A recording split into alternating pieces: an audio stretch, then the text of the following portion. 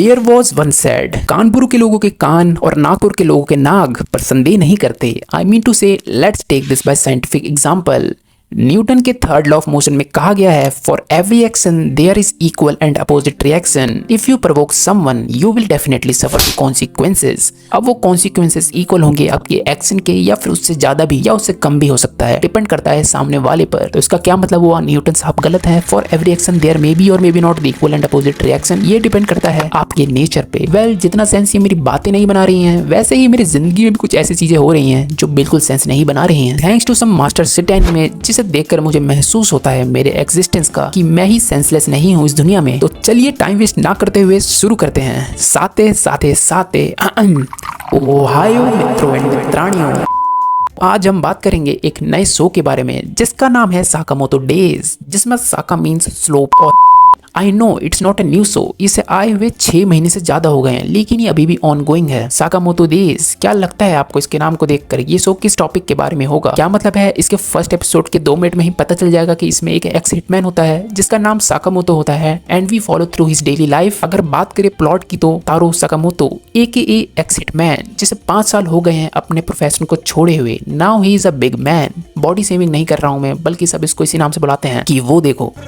Well अब तारू की एक फैमिली है और उनकी खुशी के लिए वो कुछ भी कर सकता है। मेरा मतलब कुछ भी। A legendary hitman, I mean x hitman, who admire not only by the hitman community but by the general people also. Well हमने हमेशा अपने लाइफ में कोई ऐसे शो तो देखे ही होंगे जहां हमारे विलन को जरूरत पड़ती है एक हिटमैन की किसी कैरेक्टर को एसेसिनेट करवाने के लिए, बट ये शो का मेन प्लॉट ही उन हिटमैन पर रिवॉल्व करता है। जहां देखो तुम्हें ये देखने को मिल जाएंगे ये लोग छुपकर एसेसिनेशन परफॉर्म नहीं करते, मेरा मतलब करते हैं, but this is like a profession और प्रोफेशन के लिए ये शो जेंडर बायस नहीं है। वेल ये मुझे अच्छी बात लगती है एनिमे के बारे में, that they don't believe in feminism and patriarchy, they believe in gender neutral. अब बात करें इस शो की तो किसी को बनना है डॉक्टर, किसी को बनना है टीचर, किसी को बनना है इंजीनियर और किसी को बनना है प्राइम मिनिस्टर। वैसे ही बच्चों का सपना है हिटमैन बनने का। मैं थोड़ा फ्लो में निकल गया। There is an organization called JCC, Japan clear creation, which manufacture the talented and most fearsome hitman in the Japan, जहां से अपने कुछ कैरेक्टर इंट्रोड्यूस होंगे। After they qualified they get their hunter I mean hitman license, और ये higher करे जाते हैं डिफरेंट ऑर्गेनाइजेशन में अपनी ड्यूटी परफॉर्म करने के लिए। आई मीन ड्यूटी जैसे किसी का सर काटना और अम्यूजमेंट पार्क में हेल्थी फैमिली को स्टॉक करना। Okay let's talk about the side chicks. We get to introduce by this Sen Asakura, जो कि खुद एक फॉर्मर एसेसिन AKA साइकी होता है, जिसके 30 मीटर के रेडियस में आने पर वो किसी का भी थॉट और माइंड पढ़ लेता है। ये एक साइंटिफिक एक्सपेरिमेंट का रिजल्ट है उस पे, क्योंकि ये पावर उसको अंडरवर्ल्ड में काफी अच्छे से दुश्मन से लड़ने में मदद करती थी। अब वो रिटायर्ड हो गया है और यही पावर उसको अब डे टू डे लाइफ में कॉन्फ्लिक्ट करती है, क्योंकि उसके सामने अब कोई भी आ जाए उनकी थॉट्स वो अनइंटेंशनली पढ़ लेता है तो लोग उसको क्रीप समझते हैं। ये चीज सोसाइटी में अच्छे से रिफ्लेक्ट होकर आती है। अगर कोई इंसान किसी ग्रुप से स्टैंड आउट करता है तो लोग उसको एक्सेप्ट नहीं करते, they see him like a alien. इसमें मैं अपनी भी बात कर रहा हूँ क्योंकि मैं इस सोसाइटी से अलग नहीं हूँ। Lu Shaotang, I mean Lu, Chinese martial artist, expert in drunken fish style, क्योंकि उसकी फैमिली के स्लॉटर होने पर खुद का उसका कोई अस्तित्व नहीं बचा। अब वो जिंदगी में एक नई शुरुआत करना चाहती है। हमें लू से फर्स्ट इंट्रोड्यूस करवाया जाता है जब उसके पीछे उसके फैमिली के मर्डरर पड़े होते हैं, क्योंकि उन्हें उससे वो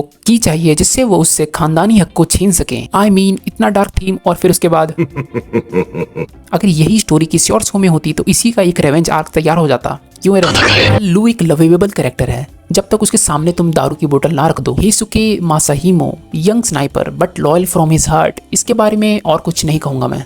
आउई साकामोतो, जो हमारे MC की वाइफ होती है। तारो एक कन्वीनियंस स्टोर रन करता है और कम बात करता है। पहले एपिसोड देखकर मुझे लगा कि ये रिटायर्ड होने के साथ साथ गूंगा तो नहीं हो गया। वेल जितना आप अपने क्रश के साथ जीने का सपना देखते हो उतना ही अपने सिंपल लाइफ को जीने का कोशिश करता है, और चांसेस बिल्कुल जीरो होते हैं क्योंकि हमें इंट्रोड्यूस करवाया जाता है। वेल सेवरल एनिमीज तो कहना गलत होगा, पर कुछ ऐसे लोग जो साकामोतो के पीछे पड़े हैं क्योंकि किसी रैंडम इंसान ने उस पे 1 बिलियन बाउंटी का इनाम रखा है। एंड दैट्स ऑल, यही प्लॉट है। हमें स्टोरी की प्रोग्रेस होने पर न्यू कैरेक्टर और प्लॉट्स इंट्रोड्यूस करवाया जाएगा, जैसे ऑर्डर, एक selective group top of the top hunters का। और इस शो में जो इंटरेस्टिंग है वो है कॉमेडी मूवमेंट। यूनिक तो नहीं कहूंगा बट यार दे डिलीवर इन परफेक्ट टाइमिंग, और बीच बीच में कुछ ऐसे भी एपिसोड हैं जो हटकर है। Action is also descent of the show. मोटा मोटी कहा जाए तो ये शो आपको जरूर देखना चाहिए अगर आपके टूथपेस्ट में नमक है। मजाक से हटकर मैं इस शो को दूंगा रेटिंग 6 आउट ऑफ 10। पता नहीं क्यों बस दे दिया मैंने। अब आप मुझे गाली दो उससे पहले मैं बता दूं 6 is more than enough. Yuto Suzuki, well known mangaka and author of the Sakamoto Days. ये इनकी पहली मांगा है और मैं इनके फ्यूचर के वर्क के लिए भी वेट कर रहा हूँ। I am waiting for his more work in the future and इनके आर्ट स्टाइल जिससे मैं काफी इंप्रेस हुआ, पर्सनली काफी अच्छी लगी मुझे, याद दिलाती है टोक्यो रेवेंजर की। सॉरी अगर मैंने किसी का सेंटिमेंट हर्ट कर दिया हूँ। वेल मैंने अभी तक मांगा नहीं पढ़ी और ये एनिमे भी अभी ऑनगोइंग है और ये शो सबको प्रॉमिसिंग भी लग रहा है। एंड आई होप अगर आपने ये वीडियो यहाँ तक देखी तो प्लीज कमेंट करो कि ये आपको वीडियो कैसी लगी। सो सी या फिर मिलेंगे and please hit the like button if you like this video.